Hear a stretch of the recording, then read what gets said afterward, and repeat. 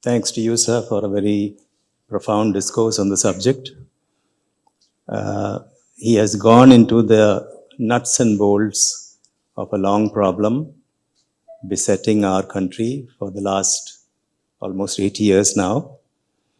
When Mr. Sudesh asked me to be here today, the first thing I did was to go out and buy this book. And I must say, without any reservation, that I find it an absolutely enthralling book. Every page is thrilling. The title itself is, as I was mentioning to him, quite cheeky. And it brings up an image of the grappling that we do with our neighbor country. I must also congratulate him for the deep dive he has done into research and taking out old records and bringing it out. And as a writer, I would like to compliment him about the command he has over the English language and the way he writes. Each sentence is very beautifully crafted. And before I ask certain questions to him, I want to put in a few personal thoughts. And I was trying to find some resonance with the book in my own career. Some of you may know that I've been in Rajasthan for about 37 years of my active career. We are a border state. We have about 200 kilometers of border with Pakistan. And throughout the ups and downs of this long journey, we could always feel the menace of a threatening neighbor next to us.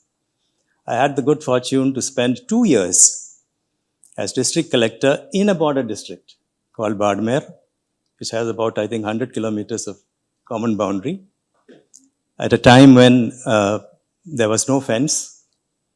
When you travel from north to south with your border security service officers, we could look across just 100 feet away, Pakistan. And we used to wave to the Pakistani rangers on the other side, and they used to wave back. There were times when we used to exchange gifts during Diwali and other occasions. That was the practice that was going on. But I also remember very somber and sorrowful atmosphere when in 1999, the bodies of the slain Indian Jawans after Kargil were brought into Rajasthan. More than 100 of them belonged to Rajasthan. And they were dispatched mostly to the rural areas of Rajasthan, where we ensured that their final rites were carried out with utmost dignity and empathy. And then to follow up with a package of compensation and rehabilitation, which it was our duty to give to them. So these are just certain personal comments, and now I'll go into some of the questions which came to my mind as I was reading this book. Even with the last conflict we had a month ago, when you listen to interviews in foreign channels, one of the persistent questions that keeps coming up is, why are we not implementing the 1948 United Nations Security Council resolution? And it is a complaint against India, just as much as we have a complaint against Pakistan. Maybe you'd like to just tell us what this whole issue is and why we are reluctant to go down that path. Sure. So I think that's, but you mentioned Barmer, and let me just tell you a little story, again, of the diplomacy. When I was in Pakistan, I got a call from the MP from that region, Manvendra Singh. And he said that, there were cross-border marriages and marriage parties. So a group had gone, and they have a confidence-building measure train called the Thar Express, which goes across from the Indian side, and it goes once a week. And this marriage party had gone, and some older person, a lady, had passed away. And they wanted to bring the body back. They didn't have the money to go all the way to north to Punjab and so on. And this border crossing was 6 days away. They didn't have the resources to even freeze or put the body in refrigeration. And they said, can you help us get the body back through that? And it was an impossible ask because it had never been done. But we said we'll just take a chance. So we called up various people and said it's a humanitarian gesture. We called a few Pakistani journalists also and said, can you push this through the system? And by some miracle, the Pakistanis actually did it. In 2 days, they sent the border officials on a day when the train wasn't supposed to go, opened it, let a car travel, and they allowed this to come. So there are strong linkages. This is a more benign border, but in better times there have been relationships between the two sides which have been quite positive. But coming to your question of 1948, I think that's a question that has hounded this relationship for decades. From India's point of view, the 1948 resolutions have in any case become infructuous after 1972, the Shimla Agreement, which was talking of the principle of bilateralism over multilateralism in dealing with this issue. So if you see the history politically, in 1947-48 war happens, India goes to the United Nations and asks for a resolution to stop the war.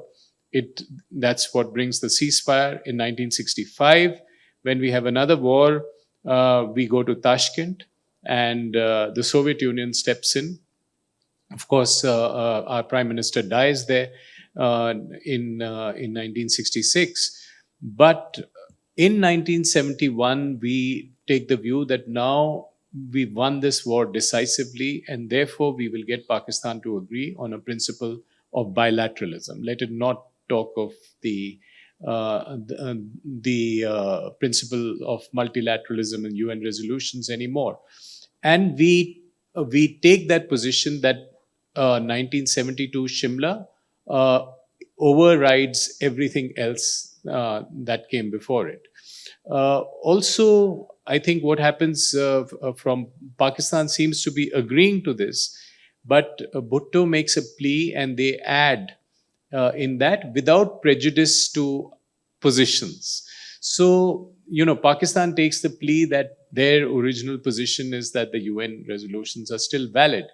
And the technical position is that the UN resolutions do not lapse until there's another resolution making them lapse. So this is the technical position. But the other finer point there is that even the resolutions of 48, the three critical resolutions, talk of three things sequentially. Yeah. First, Pakistan's withdrawal from the piece of land it had occupied, what we call POK. Then both sides whittling down the number of troops.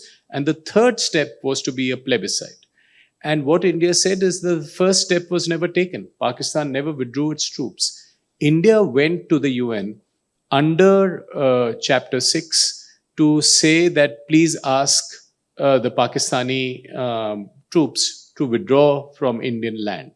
So I think that is the position we take. Pakistan makes a huge propaganda point in every forum of talking of the UN resolutions. But both the Shimla Agreement and the Lahore Resolution of 99 were designed and agreed to put UN behind us and agree on bilateralism. I asked this question because only a week ago, this was again raised by the Pakistani ambassador in the US, I think. It's a standard talking point. Okay. It'll always come up. The second issue is you have yourself been a prophet for track 2. That is track 2 meaning that people-to-people contact, think of the common history, common language, poetry, drama, all that we have share, including cricket and hockey and Bollywood and so on. But there is another view that these are just frivolous talk. The only solution can come with hard diplomacy or even swift military action. So there are the hawks and the doves which argue constantly on the way forward. What is your view on these two opposing thoughts? So I would make a distinction there. And, as I mentioned, there's what I advocate is a twin track approach, that we have to be completely tough using every bit of military power on terrorism, both to establish punishment and establish deterrence and impose costs on the army. So there's no question about that. But we need to have calibrated engagement. I'm more in favor of calibrated engagement with the Pakistan army directly to give it some direct, tough messages on what India expects it to do. Now, track two, what you're referring to is also people to people connections, which is fine. There is a certain constituency. But what we must remember is that in Pakistan, unlike in India, which is a democracy, the people's will is not reflected. The 98% of the people hate the army. They feel they voted in the last election in 24 April for Imran Khan. And if it wasn't an election that was rigged, Imran Khan would have won with a 2/3 majority. But the army decides to put Imran Khan in jail, get the Sharif brothers out of exile, and give them power. So the people-to-people conversation, even if there is assuming a lot of goodwill between the peoples, it is not expressed into policy. Pakistan will still launch a Pahalgam, regardless of whether the people love each other. But track two is a different game. Track two, which I am part of, are some conversations which are deniable, but with no government in that space. There's a track 1.5 which may have government as well as strategic community in the room having a conversation. Track 2 is no government in the room, but people involved in the relationship who may be retired generals, retired security experts, and others may be part of that conversation. And that becomes an additional channel to do a temperature check on the other side and even give messages to the governments on what the other side is thinking when the track 1 conversations are closed. So in any difficult relationship, there's space for track 2 because you have conversations without the governments getting into direct negotiations. We did this with Canada, for instance, and got excellent results. The relationship is back on track in some of the ideas came up in track 2. So I think we also need to make a distinction between track 2 as in quiet conversations between strategic communities and people-to-people conversations. Your personal view, I'm just tapping your personal view. Do you think this problem is at all solvable without addressing the Kashmir issue? Because both the countries are very, very strong. They have their own viewpoints. Do we not finally have to address this issue, to whatever extent it may go, to have some kind of a peace in the future, in the long-range future? Ultimately, that issue has to be addressed. Right. I would accept that the issue has to be addressed. I would also accept, but also caution that even if the issue was miraculously addressed and solved, the problem won't go away because there are other problems of parity, which we've discussed, the two-nation theory, supposedly, which Pakistan's army perpetuates itself based on an exaggerated threat for India. So if it miraculously got Kashmir, it would still not be enough for the army. It would need to be doing other stuff. But what we also need to recognize is that Kashmir itself has traveled. So after 2019, we have a position where the peace dividend is now available to India. And the Kashmir conversation for India is an internal conversation. The conversation with Pakistan is a foreign policy conversation on perhaps the borders, which India could have just as it could with China. But I don't think there is any room now for a position as Pakistan wants it. It says that Indians, Pakistanis, and Kashmiris should be negotiating this issue. Those days are gone. It is India and Pakistan could discuss in the future. But for India, that is subject to conditions that terror and talks will not go together.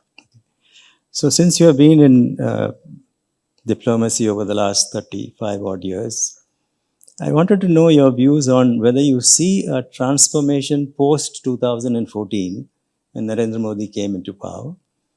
Is there a clear distinction before and after? Because people tell us that he is more decisive, even more aggressive, more muscular. Directions are clear. Do you, as a diplomat, see that difference before 2014 and post 2014?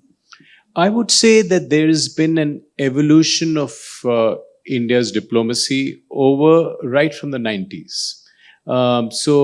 You know, the world itself is changing. So I would say it was a bipolar world till 1990. It became multipolar. It became unipolar from 1990 to about 2008.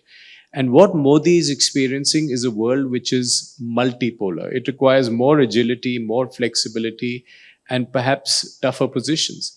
Also, India's national comprehensive power has gone up. So India's ability to make those have those conversations has gone up as the soon to be third largest power.